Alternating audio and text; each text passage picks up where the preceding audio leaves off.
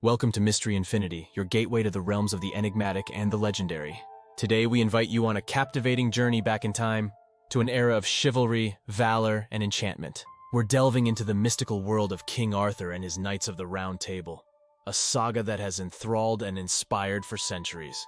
From the hallowed halls of Camelot to the magical Isle of Avalon, we'll explore the legends that have shaped our understanding of heroism, honor, and the age-old battle between good and evil. Prepare to be whisked away into a world where myth and history intertwine, where swords clash, dragons roar, and magic weaves its spell. The legend of King Arthur is not just a tale of gallant knights and noble quests.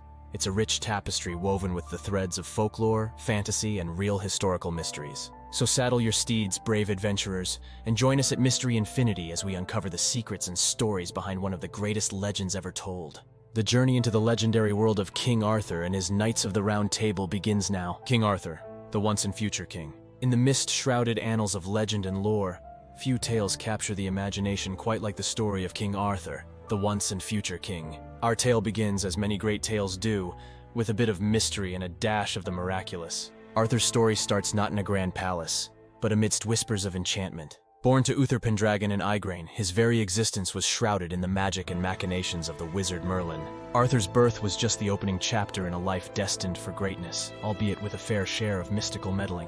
As a young lad, Arthur was blissfully unaware of his royal lineage, living under the care of Sir Ector. It wasn't until a peculiar event, a sword stuck in a stone, with a proclamation declaring that whosoever pulled it out would be the rightful King of England, that Arthur's true destiny began to unfurl. In a twist that would make any modern-day talent show judge gasp, Arthur, a mere squire at the time, effortlessly drew the sword from the stone. This was no small party trick. It was the universe's way of saying, "Surprise, you're the chosen one." Arthur's ascension to the throne wasn't a walk in the medieval park. It came with its fair share of naysayers and sword rattling. Yet with the wise counsel of Merlin and a certain inescapable kingly aura, Arthur began to win hearts and swords. He established the legendary court of Camelot, a place where chivalry, honor, and justice weren't just fancy words, but the very pillars of his reign. Camelot wasn't just Arthur's home. It was his statement to the world, a utopia where knights sought not just glory but also righteousness. Under Arthur's rule, Camelot flourished. It became the center of the Arthurian world, a beacon of hope and a symbol of the idyllic kingdom that all rulers aspire to create. But as we all know, in every legend, there's more than just triumph. There's drama, love, betrayal, and the occasional magical scuffle. Arthur's story is no exception, but that's a tale for another chapter. For now, let's bask in the glory of Camelot's golden days, under the rule of the king whose legend was just beginning to unfold. Excalibur, the legendary sword. In the annals of legendary weaponry, few can hold a candle, or rather a sword, to Excalibur, the legendary blade of King Arthur. This wasn't just any hunk of metal. Excalibur was to swords what the Hope Diamond is to, well, regular rocks. With its gleaming blade and rumored magical origins, Excalibur was more than a weapon. It was a symbol of divine kingship and authority. Its very presence commanded respect, awe, and perhaps a slight unease if you were on the wrong end of it. The story of Excalibur begins with a spectacle that would have made for an excellent medieval reality show. In a world where pulling swords out of stones determined your career path, young Arthur showed up, probably thinking he was just running an errand. Little did he know he was about to pull off the ultimate party trick, withdrawing the sword that countless burly knights had tugged at with no avail. This wasn't just a case of beginner's luck. It was destiny waving its big, unmistakable flag. Now every superhero has their origin story, and for Arthur, it was all about this magical sword-pulling moment. Excalibur was more than just his weapon. It was his ID card to royalty, his proof of the chosen one status. Legend has it that the sword possessed mystical powers, bestowing upon its bearer unbeatable prowess in battle and presumably the occasional parking spot miracle. Excalibur wasn't just Arthur's trusty sidekick in battles. It was a key player in his journey to become one of the most celebrated kings in legend and lore. But let's not forget that behind every great sword is a great lake. Yes, the origins of Excalibur are as murky as the waters it was said to have come from. Some tales speak of the Lady of the Lake, a mystical figure who presented Arthur with this mighty blade and took it back upon his death. Whether forged in mystical waters or a divine anvil, Excalibur remains a central icon in the Arthurian saga, symbolizing the rightful sovereignty and heroic deeds of King Arthur. In the world of legendary swords, Excalibur is undoubtedly the king of the armory. The Round Table, a symbol of equality. In the Grand Hall of Camelot, there stood a table, not just any table, mind you, but the Round Table, a piece of furniture that would make even the fanciest interior designers go green with envy. This wasn't just a place to dine. It was a symbol of equality, unity, and chivalry. Here, King Arthur's Knights of the Round Table gathered, not in a hierarchy, but as equals. A revolutionary concept if there ever was one, especially for a time when pecking orders were as common as dragons at a knight's convention. The Round Table was more than a marvel of medieval carpentry. It was a testament to the ideals of chivalry and justice that Arthur and his knights upheld. Each seat around this table was a throne in its own right, reserved for knights renowned not just for their prowess in battle, but for their nobility, bravery, and let's not forget, their ability to look dashing in chainmail. These were men who could swing a sword and quote a sonnet, sometimes simultaneously. Arthur's idea was simple yet profound. Roundness meant no head of the table, no foot of the table, just a continuous curve of knightly brotherhood. The knights who sat at this round assembly were a mix of valiant warriors, lovelorn heroes, and occasionally mystical figures. They embarked on quests not just for personal glory, but for the greater good, rescuing damsels, slaying dragons, and searching for holy relics. They were the avengers of their day, only with more horses and less spandex. Their adventures were the stuff of legend, filled with trials, tribulations, and a fair amount of magical interference. But let's not just gloss over the importance of this roundness. In a world where your seat at the table could mean the difference between being a somebody and a nobody, the Round Table was a bold statement. It said, "Here, all are equal, all are valued."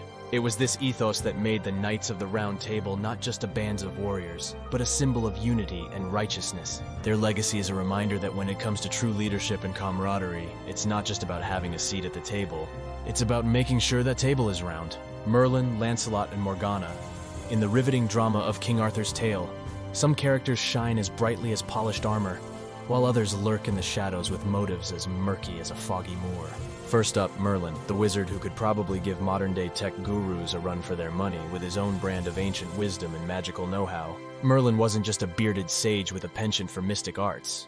He was the Gandalf of Camelot, guiding Arthur from birth, shaping him into a king, and occasionally pulling magical rabbits out of his hat. Figuratively speaking, of course.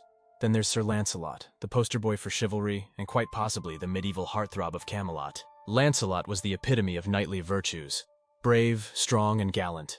But oh, his heart led him on a rocky path, entangled in a forbidden romance with Queen Guinevere. His story was like a medieval soap opera, full of passion, drama, and the kind of love triangles that could make even a seasoned bard blush. On the flip side of this legendary coin was Morgana, sometimes known as Morgan Le Fay. If Camelot had a resident anti-heroine, it was her. Half-sister to Arthur, Morgana was a sorceress with ambitions and magical powers that could give Merlin a pause. Her relationship with Arthur and Camelot was complicated. Was she a villain, a misunderstood figure, or just someone who'd do well in a modern-day political thriller?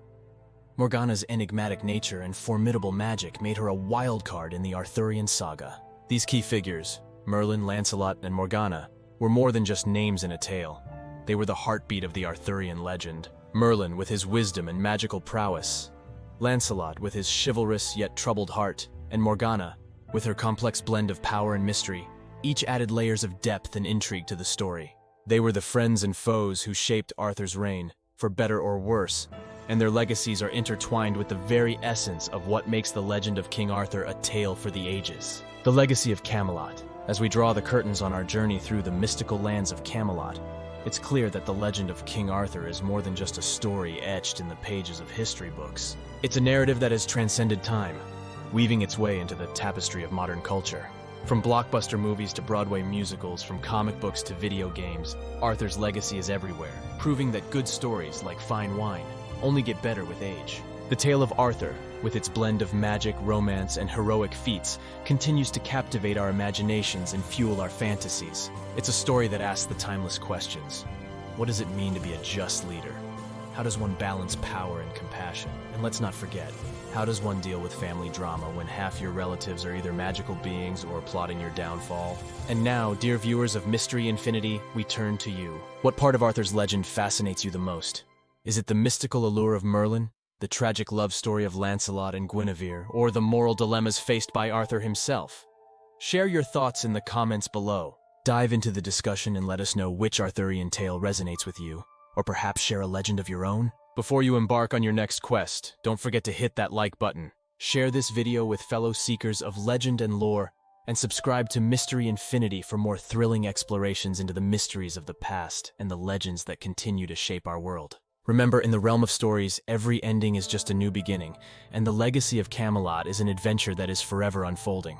Stay curious and keep exploring. And there we have it, a journey through the legendary world of King Arthur and his Knights of the Round Table. If this tale of chivalry, magic, and adventure has captivated your imagination as much as it has ours, show your support by liking and sharing this video. Don't forget to subscribe to Mystery Infinity, where we bring to life fascinating facts, intriguing stories from history, science, and beyond. Stay tuned for more mesmerizing content that will take you on a journey through the mysteries and wonders of our world. Your quest for knowledge and adventure never ends here at Mystery Infinity, so join us again as we unveil more captivating tales and secrets from the depths of history and the far reaches of the cosmos.